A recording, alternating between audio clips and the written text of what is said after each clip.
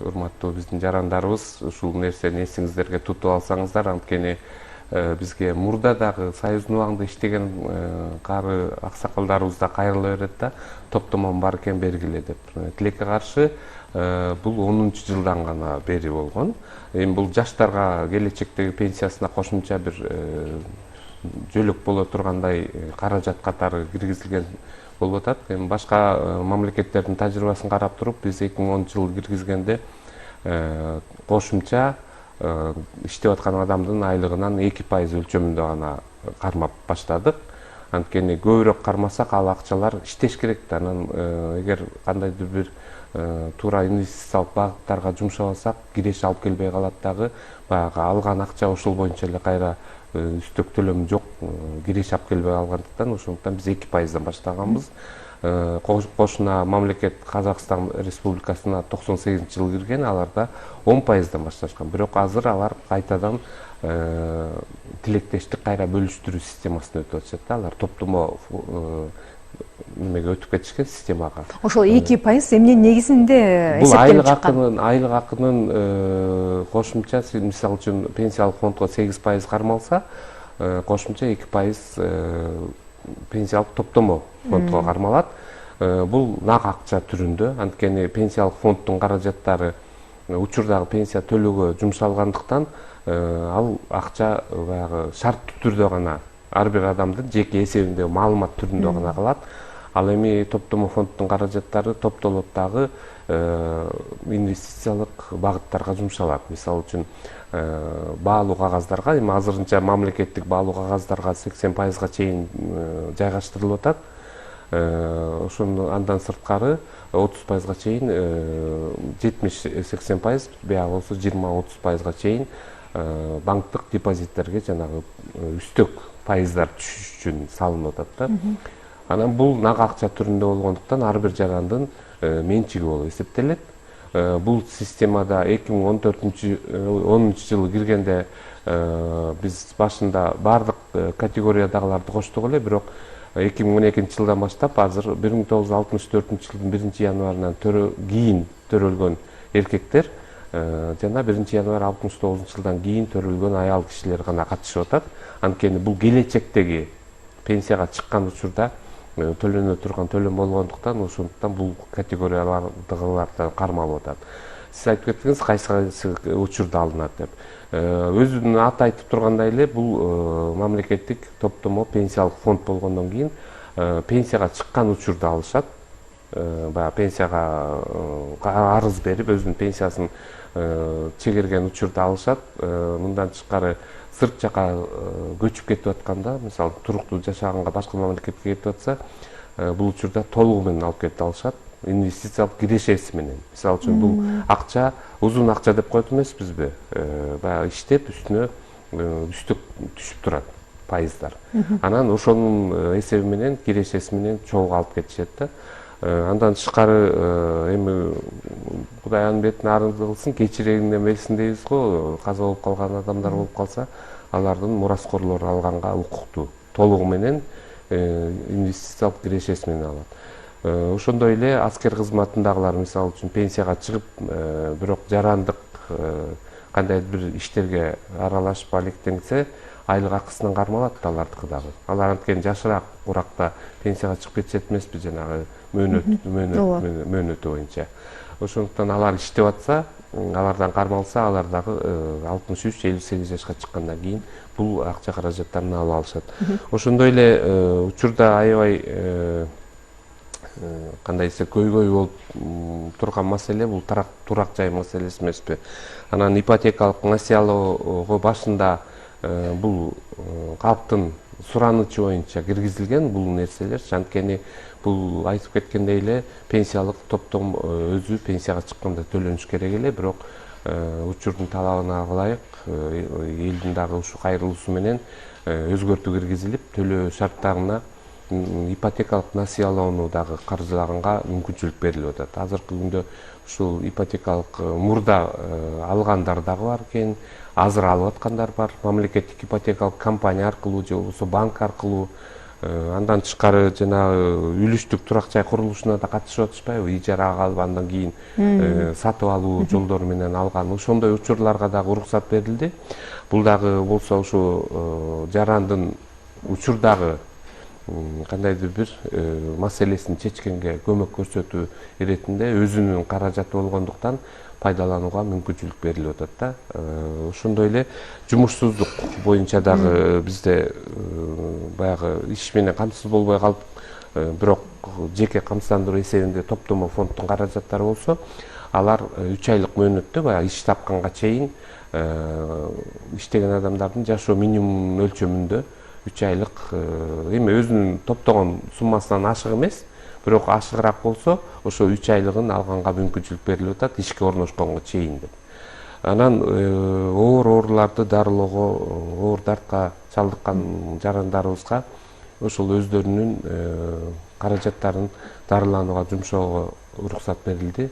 Эми бул жерде оорулардын тизмеги бар. Бул Саламаттык сактоо министрлиги менен биргеликте иштелип чыккан.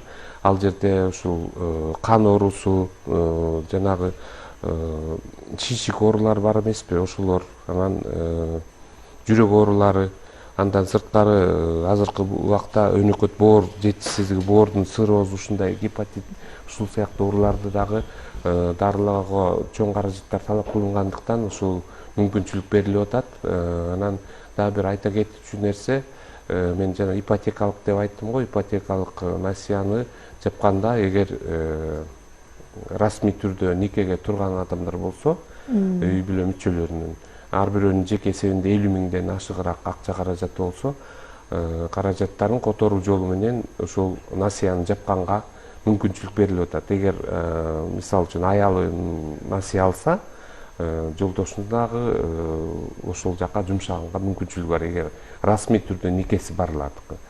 Ошол эле учурда азыр айтып кеттим, жана оорулардын дагы тизмегине ылайык үй бүлө, жакын үй бүлө мүчөлөрү, мисалы үчүн ата энеси, балдары, демек өзүнө гана эмес, жакындарына да аларга дагы алып ошол которуу жолу менен, бул эки учурда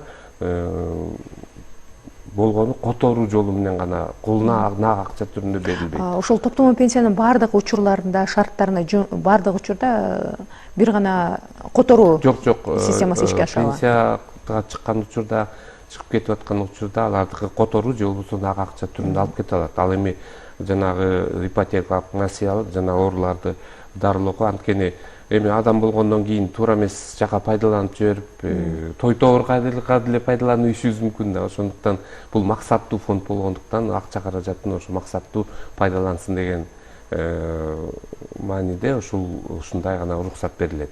Анткени ал мекеменин банктык эсебине же болбосо насыя алганда банктык эсептерге которуу жол менен берилет.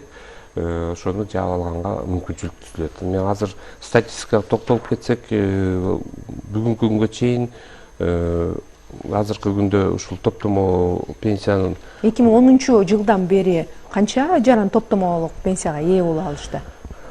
Эми алгандардын санын айтып кетейин. Азыркы күндө 207 миңден ашык адам бул мүмкүнчүлүктөн пайдаланды.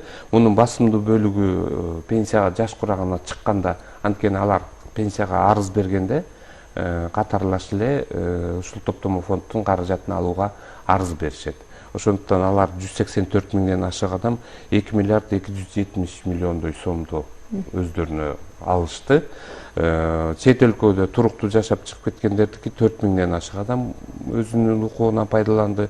Аларда бир 200 миллион сомго чейинки каражатты которуп алып кетишти. Каза болгон адамдардын мураскорлоруна төлөп берүү 10 миңден ашык, 11 миңге жакын адам болуп калды. Аларга дагы төлөнүп берилди. Аскер кызматындагыларга, анан ипотекалык кредит алгандарга 6 миңге жакын адамга берилди. 1 миллиард 200 миллиондон ашыгыраак сом которулуп, ошол өздөрүнүн турак жайын насыяланып жапканга мүмкүнчүлүк түзүп берилди. Ушул социалдык фонддо бир жылда ушунча бөлүнүп берилиши керек деп бир чектөө белгилүү салынганбы же чектөөсүз берилет? Коюлган эмес, анткени баягы шартына жараша биз билбейбиз да канча адам насыя алат, канча адам чет жакка чыгып кетет же болбосо каза болуп калат деп.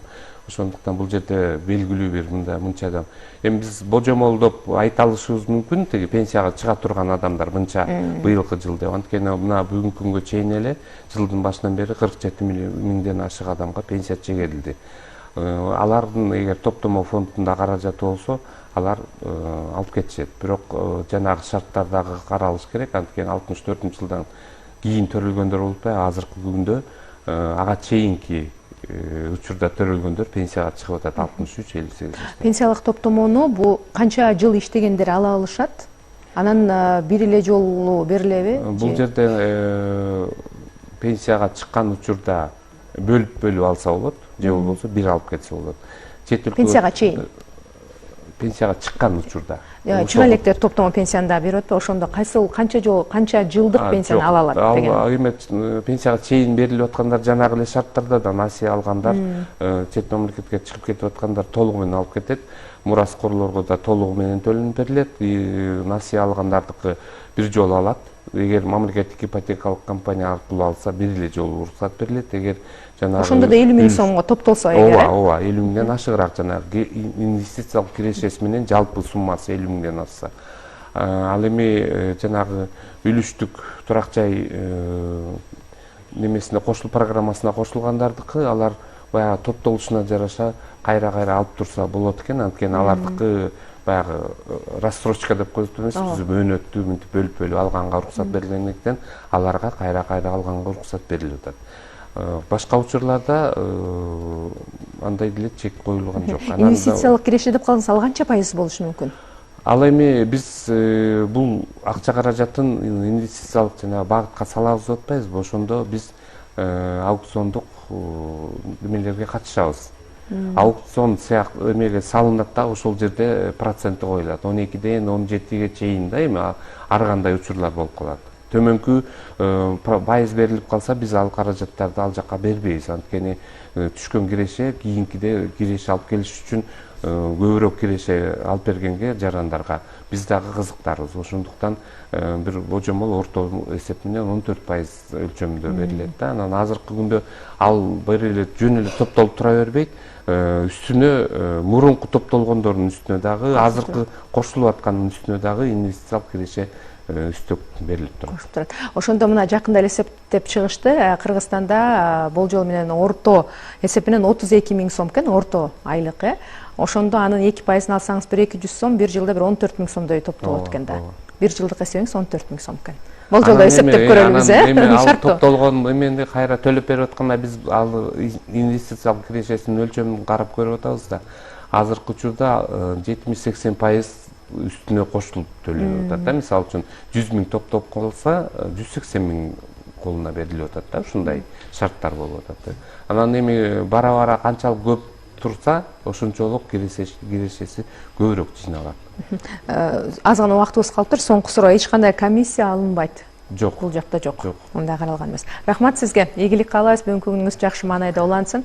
Урматтуу телекөрүүчүлөр, өлкөбүздөгү акыркы жаңылыктар менен Ала Тоо 24-төгү кесиптештерибиз тааныштырмакчы. Ал эми 9-дан кийин дагы биздин программабыз уланат. Кызыктуу меймандарыбыз студияда бар. Андан тышкары Замана студиясынын жалпы командасы даярдаган материалдарга дагы күбө боло аласыздар. Бүгүнкү биздин WhatsApp темабызды дагы эске сала кетели. Бүгүнкү биздин темабыз сиз жеп көргөн эң таң калыштуу тамак аштар тууралуу сөз кылып атабыз. WhatsAppка келген билдирүүлөрдү кезеги менен окуйбуз. Анда азыр жаңылыктар. Ала Тоо